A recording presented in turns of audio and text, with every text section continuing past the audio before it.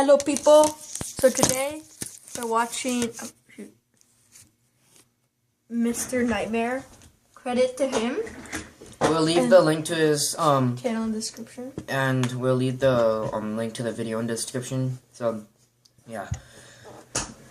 Okay, I hate scary videos, but David made me do this. We're watching two. No, we're not. We're only doing one. We're watching two. We're watching two disturbing real. Actually, yeah, one. Actually, no, two. Two disturbing real Tinder horror stories. Yeah. Oh, I really don't want to do this. He's a wuss, by the way. Full fuck. Put full screen. Shh. Full screen. Come on, I can't. It's like different. It's like black. I'll never forget the first time I used Tinder. It was 2015 during winter break when everyone was back home from college. I figured since I didn't have a girlfriend and didn't have much going on, you're already scared? Come on, man. It just started. It was like 8 or 9 p.m. on a Thursday night, which was peak hours in terms of activity for the app. This is going to be the whole screen, right? And it was time to set up my profile. Oh, it's going to change pictures? I spent a good 10 minutes browsing through my photo albums and found 4 flattering photos of myself that I thought would catch people's attention. I wasn't really experienced with the whole witty, funny Tinder bio thing that guys are apparently supposed to do, so I just wrote a few things about myself, like that I was 6 feet tall, played hockey at Penn State, and loved to work out. I swiped right for pretty much everyone just to see how many people would right swipe me back. I got through the given 100 likes quicker than I even expected, and didn't get a single match. My self-esteem was now completely in the toilet. I always thought of myself as really good looking, so I didn't understand how nobody could have liked me back. After waiting forever for some kind of notification to come up on my screen, I was considering just deleting the app to save my self-esteem. But finally, a single vibration from my phone, along with the message, "Congratulations, you have a new match," popped up on my phone. Overly excited, I went back into the app and saw that I had matched with the most gorgeous girl I'd seen on the app. She had 4 photos as well, one in a bikini with a friend, one with 2 girls kissing her on either cheek, one with her leaning on a brick wall, and one that appeared to be taken at a college frat party. She was 20 years old, just like me, and she went to Syracuse University. I messaged her just a plain old hey with a smiley face. 10 seconds later, she responded, "Hey cutie." I took a minute to think of something smart to say. Eventually, I wrote something about her sorority and that I had a friend in the same sorority at my school or something lame like that. She responded really quickly again, this time saying, "OMG, that's so cool," and then a smiley face. I was typing my response when she sent another message saying, "You're so cute and so close. What are you doing tonight?" At this point, I was excited and thought this app was easier than I thought it would be. I responded quickly saying, "Just watching Elf, you know, pretty exciting stuff." She replied back saying, "OMG, no way, me too. You should come over and we can watch it together," and then a winky face. I told her I was down and asked for her number. She gave it to me quickly, and I waited a minute before texting her just so I wouldn't seem desperate. When I texted her, the message was sent as a text message, indicating this person wasn't using the iMessage app. I said hey once again. She replied, "Hey, come now," and then pasted an address. The address was 5 miles from my house, or 10 minutes, which wasn't bad at all. I told her I'm on my way. Before leaving, I told my mom I was going out and left. The address was on the quieter side of town, not necessarily a nice kind of quiet. Sit on the chair like I pulled up to the house. It had a decent location privacy-wise. Across the street were one of those huge pieces of land surrounded by trees that was dug out deep to collect water during rainfall, and the neighboring houses were kind of spaced out. A red flag went off in my head when I noticed 2 cars in the driveway. I texted her saying I was there, and she replied, "KK, go around back, the front door is loud." I replied, "Are your parents home or something?" But she didn't answer this time. I got out of the car and slowly walked around the house, noticing there was no fence to separate the front yard from the back. There was a window on the side of the house, and as I passed it, I realized there was an opening in the blinds. Someone was holding it up. But as soon as I noticed, the blinds fell back into place. I texted her again, saying, "Was that you at the window?" No response. Keep Oh going. No. Pause break. Okay, we're back, people. This was a little creepy now. I continued walking slowly to the backyard, thinking that I could hear sounds coming from back there. For example, the brief sound of a yard chair scraping against the concrete. the I what? became so What are you nervous to doing? turn that corner into the backyard that I froze at the edge of the brick wall and just ever so gradually poked my head around the corner to see if anyone was in the backyard. As far as I could tell, nobody was back there. So I walked to the back door. It was a really old sliding glass door, so I could partially see into the house. Another thing I realized just then that raised more red flags. Just Not a leave. single light was on in the house. You know what? I told myself I'd text her one more time, and if she didn't respond, Dude. No, dude. Okay, then you know. Come on.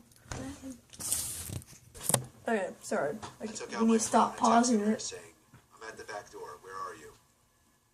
She responded within 10 seconds, saying, "Come in." I wasn't comfortable entering that house. I decided to call her for the first time, but after entering the number, the screen said Text Now audio call.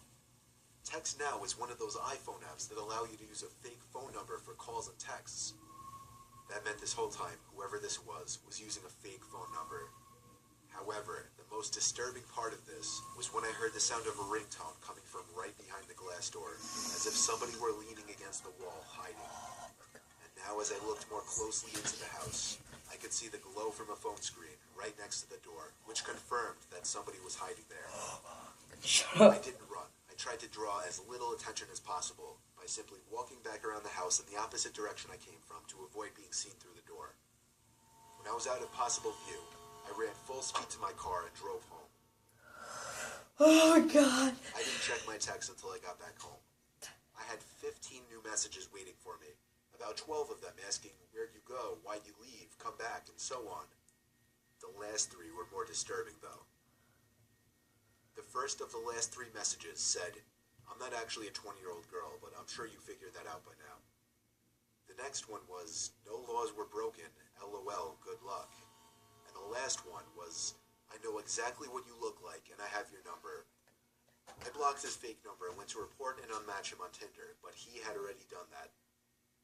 The whole thing was something straight out of a nightmare, but luckily I never got any calls or texts from anyone suspicious, and I was able to forget about it quickly.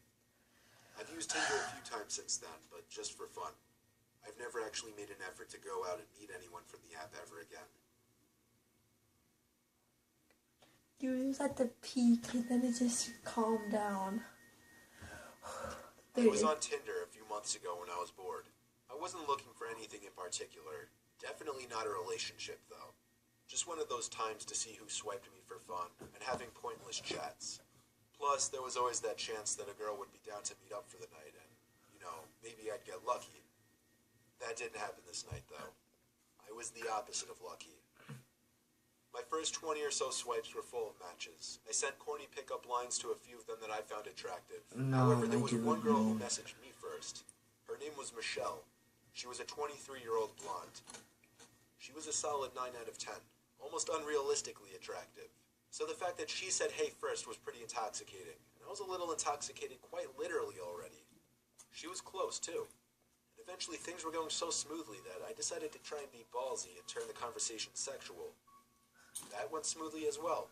So I escalated things even more by getting her number, and then texting her to try and set something up that same night. To my surprise and delight, she seemed really willing, but she wanted to meet out somewhere and hang out first before going back to her place. I was fine with that, and so she seemed to take charge and set up a time and place to meet. She said she wanted to hang in a small park by her house first at 10 o'clock. Oh my God, why a small park at 10 o'clock p.m.? I know, this is like, literally counted how, the who's minutes this until dumb? around 9:45 when I decided it was time to leave. I sent a quick confirmation text, and she said she was still down to meet. The drive to this small residential park was maybe 10 minutes, so I got there a little early. Look at that park. I The walked park's over to the just so swing sad. set, the exact point where she wanted to meet. I didn't want to let her know I was early because I thought that might Okay, sorry guys, that was my dad. make me seem needy or anxious. So I waited until exactly 10:02 on the dot to text her saying I was there. Wait, how much? This was when she stopped responding. 10:05, 10:10, sitting there waiting with no response. Of course, at first I figured she was driving and couldn't check her phone. But as the minutes passed, that idea started to become less realistic, and the idea that she flaked was becoming more realistic. The playground area was surrounded by trees. In fact, this whole park was very woodsy. And having been a weeknight, nobody was out and about at this time. So honestly, it was kind of creepy sitting in that park alone. The only reason I could see was because of the motion-detecting light mounted onto the small bathroom shack. In one direction, the park turned to complete woods for miles, while in the other direction, beyond a few trees, was the neighborhood road. I was sitting on the swing, pushing back and forth in boredom and disappointment. When I froze, the sounds of the squeaky metal swing chain stopped, allowing me to hear something echo out from the little bathroom shack. It sounded like, a typical sound you'd expect to hear from inside one of those bathrooms. Like somebody pressing down on the handle of the paper towel dispenser or something like that. What I'm trying to say, it sounded intentional, meaning someone might have been in there. Now this wouldn't be a completely strange thing. After all, it's a public park. Only I would have thought that they would lock the bathrooms up at this hour. And who else would actually be in this tiny park at 10:15 on a weeknight?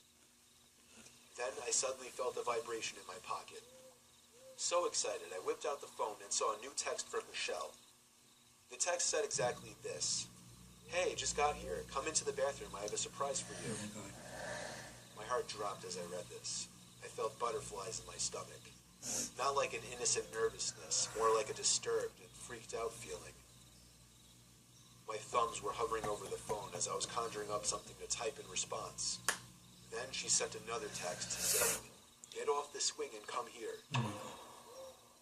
As I read the text, I looked up to the tiny bathroom building and opened my mouth, almost ready to scream, when I saw half of a person's face peering out from the entrance from one of the bathrooms, leering over to me on the swing.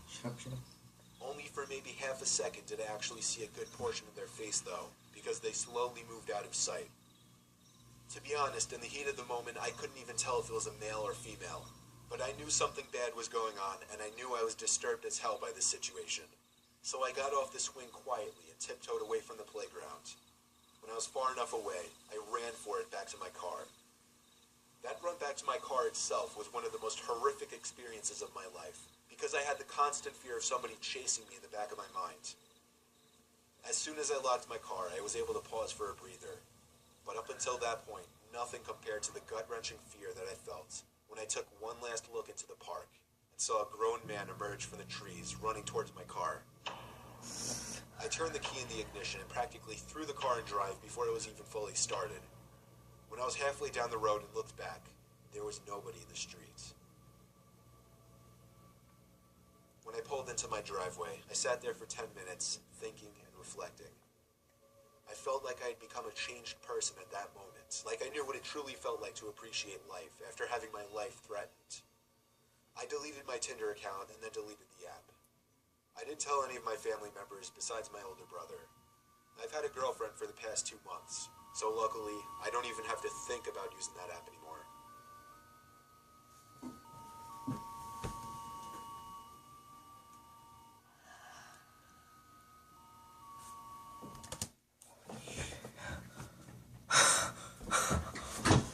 Oh, that scared the crap out of me. Okay, guys, thanks for watching. David's gonna leave a link to my channel in the description. We were leaving a link to Mr. Nightmare in his description also, and link to the video too. Yeah, thanks for watching.